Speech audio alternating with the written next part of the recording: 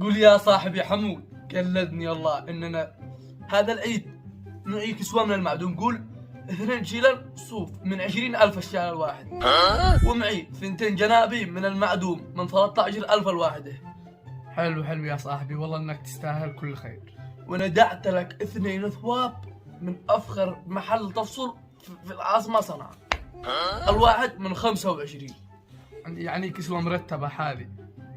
وعد لك اكوات من المعدوم مربعات الوان من هنا من 30,000 ريال الكوت، امانه من هنا. وعد لك من صنادل ماركه اخر اصدار، الصندل من 15,000 امانه. ندعت لك هذا العيد كسوه من المعدوم، عدا ارتاح عدا نغنغ.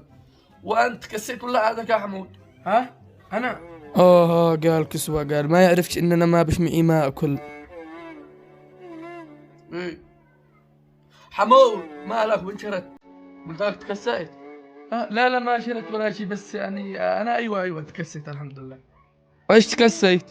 اي والله يا صاحبي انت قدك مثل اخي، لا جينا للصدق والله لا قدرت اتكسى ولا جرينا حتى حاجة للعيد، ولا حتى لاخوتي الصغار. انا ما يهمنيش، الوالد صار يدور شغل ما لقاش، وانا اليوم خطيت ادور شغل ما لقيناش، بس عادي عيفرج ارحم الراحمين.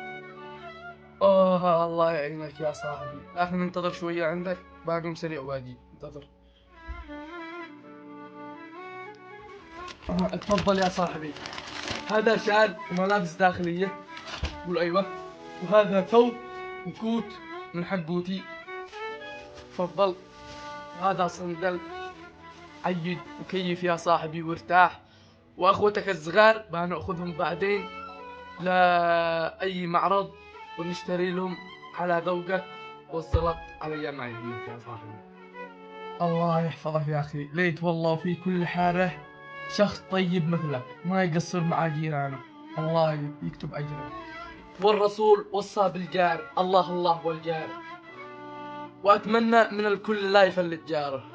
الله والجار، جارك فقير ما عنده شيء، شوفه لا تقصر معه، اديله من ما اعطاك الله، علشان الله لا يكرسحها عليك ويقلب الدنيا عليك تتجعجع وتتبهدل. شوف جارك. واتمنى ان الرسالة وصلت، والكل يشارك الفيديو. فديت من قالتهم شاركوا الفيديو.